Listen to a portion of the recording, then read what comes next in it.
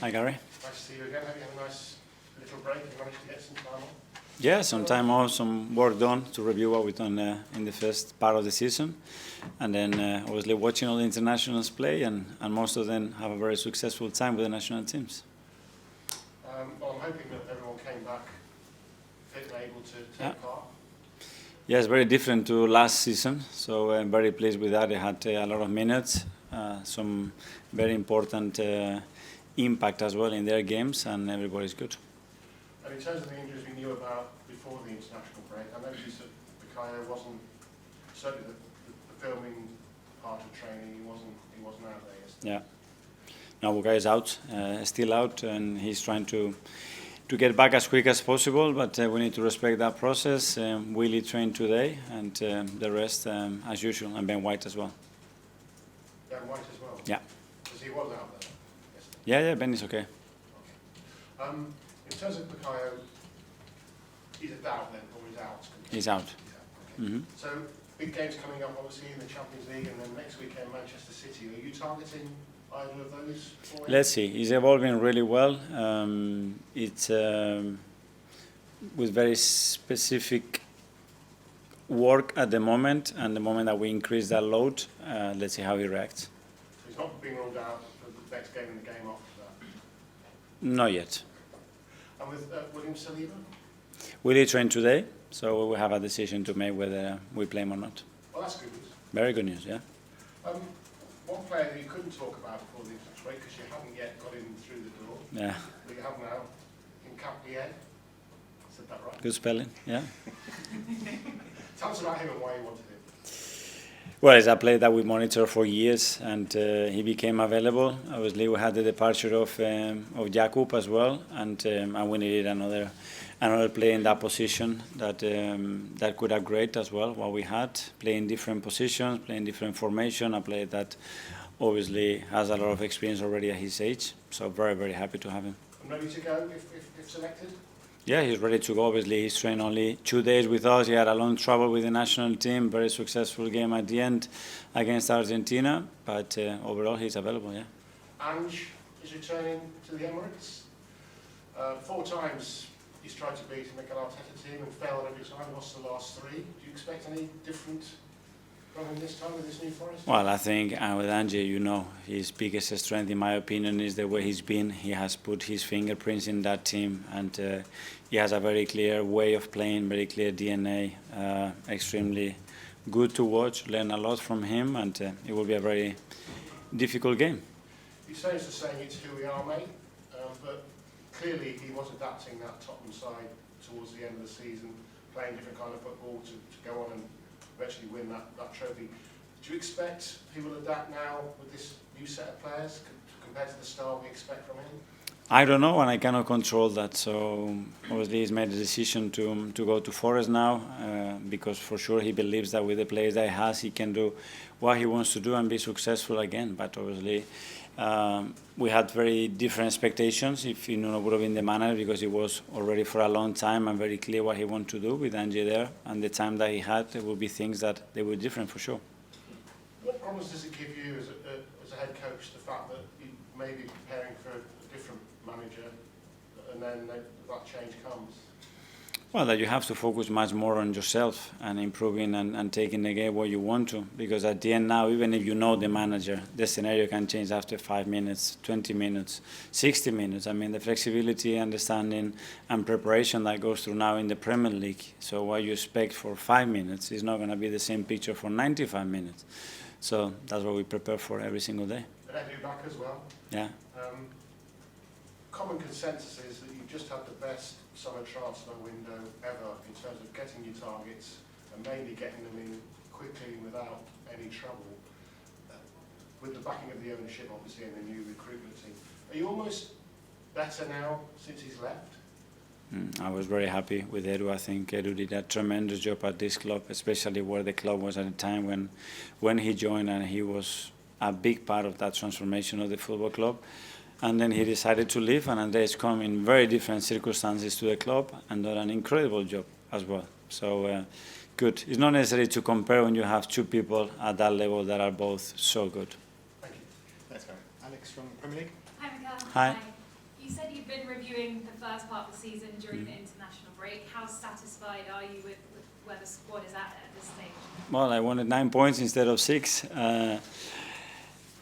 I think Arne explained the game really well after the game when he said we played 10 times, probably 8 times will be a draw, 1 will be for Arsenal, the 1 was for Liverpool, and a magic moment decided that game. So we won more. We want to win more of those games, and reviewing what we've done, and as well the circumstances that we had, not only in the way that we play, but in other areas there are still room to improve for sure, and that's very good because the team is already at a really high level. Was it a bad time for the break to come? Did you want to play straight away? Yeah, 100%. You know, after a defeat, you want to have a game in the next 3 days, get it out of the system. But it's what it is. But at the same time, I look at the players on international duties and how they've grown. I mean, the roles that they have in the teams, the impact that they're having in every single match. And I feel pride because, yeah, they can lose a game and they can go to the national team, they can click again, perform, and most of them win and be very important on those wins. But a really positive result, the Emirates before that. How important to make the Emirates a fortress Yeah, this season? that's what we want, and we had a really good game against Leeds. It's going to be a very different game against Forest for sure, but 12:30 kickoff in front of our people after 10 days. Really looking forward to it. Just a word on Mikel Merino, because he scored 4 goals during the break, including his first ever hat-trick. Has he asked you to play up front tomorrow? No, but he did it from the midfield, you know. But Mikel has this ability. Yeah, he has some comments, and after Liverpool saying that we play with 3 midfielders, defensive midfielders, I think it was the narrative, no? When Mikel has scored a hat-trick playing as an attacking midfielder, I don't know when is the last attacking midfielder scored 3 goals. So very interesting to learn and what perception is, especially when you lose a football match, but how important it is to analyze and understand your players' quality in order to make decisions that are based on what you understand daily, which is very clear as well. Ian, TalkSport. Mikel, how are you? Very good. Good. Good to have Ange back in football. Good to have big characters. Very good, I think. I think as a character, as a person, what he transmits, what he brings to football is a joy to watch their teams. I always enjoyed it and learned from it. So, yeah, very welcome to having back. You mentioned about you know how his team plays because of the DNA, and yet football, as we saw with England this week, you know, people are starting to play the ball longer, long throws, which you've done for over a season. You've scored a lot of goals from set pieces and mixed things up. Do you think now just having one style of play, one bit of DNA, is enough in the Premier League? But I don't know what you're talking about DNA. What does that mean? Does that mean when they have the ball, when the ball is very close to their goalkeeper, when they are in high press, when they are in D, when they have a throw-in? What DNA? So it depends. So yeah, people will alter their way of playing, their way of thinking. They will tweak things in relation to that. Try to maintain certain ways and certain approach to the game that they want to play. That's it. So tell me about your DNA, your Arsenal team DNA. We can go do a blood test and then you can see my DNA. Fair enough. Goalkeeper, David Raya makes his 100th appearance in all comps for you against Nottingham Forest. 41 clean sheets, nearly 50%, that's pretty good. Pretty good. It's the best in the history of the football club. Okay, I'll rephrase the question. Yeah. It's very good. It's unbelievable. And I was hammered when I brought him, yeah? So that's perspective as well. Very good to understand the game, and especially when a few months or years go by. It's really good to look back as well and reflect on that. You're right, people did wonder why you brought him in. No, but it's not we did. Sorry. And obviously with the help of everybody, I think he has a tremendous impact in the team. So congratulations, because what he's done in that period he's been exceptional. And finally, I also thought that about Madueke in the summer, Nottingham Madueke, who, by the way, has just been a star for England. I know you're watching Spain, but England won 2 games as well. And he's been a star for England.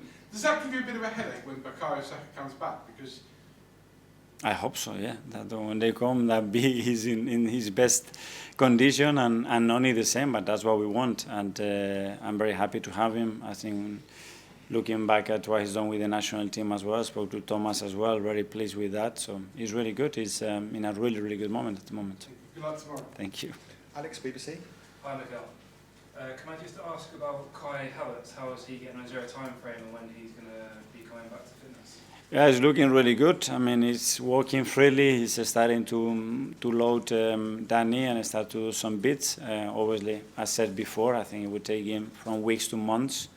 But knowing kind, I cannot give you any time scale because I know what he's going to try to do. Same with Gabi Jesus. So I think he's in a good moment. It was a very tough decision for him to go and have that procedure done. But I think it was necessary and it was the right decision from the medical team to persuade him to do that. And now the window shut, Piero Hincapie is in, all the players back from international duty. The first time you've probably had the squad here. How do you feel about that? How's the competition levels? Well, happy because at the end, through the summer, through pre-season, there is a lot of unknowns and players that don't really understand their role, their future, and at the end we have managed to accomplish what we wanted. Take the opportunity as well to say thank you to some of the players that left us after a few years and a great contribution to the club and the team. Wish them all the very best and now we have clarity. This is the squad that we have here at least till January and very pleased with it. And now the window is shut, I suppose the work moves to keeping the players here that you have. So how are the discussions going around the future of the contract of Bukayo Saka and William Saliba? That never stops, but I think the collaboration between the club, what Andrea is doing, and the agent is very, very, very good. I think the good thing is that the players want to remain here and they want to be a big part of the history of this club in the next few years, and that's always positive. And then Andrea will drive that and see where we go. Come to Art from The Athletic. Hi. Can I just double check on Saliba? Did you say he trained? Yeah, he trained today, yeah. Was that his first session back or has he been? He trained today, yes. Okay. And also I noticed during the break you did the talk with Steve Kerr. And in that he said something quite interesting about, I guess, groups needing kind of a joker. About Dennis Rodman? Yeah. Yeah. And I was just wondering, in a football sense rather than personality, is there room for a joker in a Mikel Arteta team? Well, I don't know if there is a room for a joker in this society, in this industry, in football right now. I don't know if that will be respected and viewed as something positive to that. I think the credit as well went to Phil Jackson, how he managed that personality. You can name it as you want it. But when he had to compete, he helped them to win major trophies, and he was instrumental on that. And he managed to deal with his character in a really smart way to get the best out of him. And that's at the end. You can call it as you want. We have 19 different nationalities, 26 different players. We have to live with them, and we need to get the best out of them. That's it. In that, I was also kind of referring to him saying, I guess, someone who does things a bit differently, and do you see, I guess, space for someone like that on the football pitch, not just about their kind of personality and how they are, you know? About the players, you mean? Yeah. Yeah, well, especially when he's effective, and then it's to what he had to do and the role he had in the team. He was the best in the league, so you have somebody that does something different to help you to win football matches. More than welcome. Yeah. James, CBS. I'd just like to go back to what you said there about the perception off the back of the Liverpool game. Your team had more shots in that game, about the same number of expected goals. Why do you think the perception is that your team is negative? Because that generally seems to be the conversation around you since that game. Well, I don't know because I don't read that, but obviously after reviewing the match and analysing it is very different perspective or opinion than the one that I have in relation to that. But you have to respect every opinion. At the end, the opinion is going to be different if you win or lose. That's it. You have to accept that. And just a follow-up, you've probably now at the end of the window got 2 top players in every position. It's the manager's dream really, but how are you going to keep them all happy? Well, the same that the other top teams, nothing different. So that's what we have to do. Okay, last couple in the As Live. James from ESPN. Hi, Mikel. You mentioned earlier that the players coming back fit is different to what happened last season. Yeah. I mean, do you think with the squad you've got now, you're in a better position to negotiate this period of stop-start with the international breaks? Negotiate in what sense? As in player availability and being able to get everyone through this next sort of... Yes, for sure. I think that's what we've done it because last year we were much shortened, especially in certain positions, and now I think we are we have better depth, better quality, better options as well, because some players can play in 2 or 3 different positions, which is great to have, and it's going to give us very different options. And just on Ange, is it obviously he's got this very distinctive style of play, which is very different to how Forest used to play. So is it quite hard to kind of anticipate what you're going to face tomorrow, because it's the first time we've seen an Ange Postecoglou Nottingham Forest team? Before the game, yes, but the moment the game starts, after 5 minutes, we will see very clear behaviors, what they want to do, and that's what we have prepared. And just finally, just in the wider one in terms of the title race, Liverpool obviously sidely sat right at the end of the window. How do you think that changes the title race overall? Well, they are the strongest for sure. They have recruited probably the 2 most decisive players that they were in Europe in the market, and they've done really well to recruit that. They were really very strong, but I think we need to look at ourselves and what we have to do in terms of our abilities to be better than them. That's it. Tom from London. Well, Mikel, Hi. I'll ask about a coaching question quickly. Players and players in general have changed and evolved, and so has the system over the 5 years that you've been manager. There's a discussion kind of at the moment, I think, around some of the players who had some real peaks a couple of seasons ago, and perhaps their output has slightly dipped in the last couple of seasons. As a manager, how do you tackle when that happens, where a player's gone through a big rise and then maybe their output has slightly gone down recently?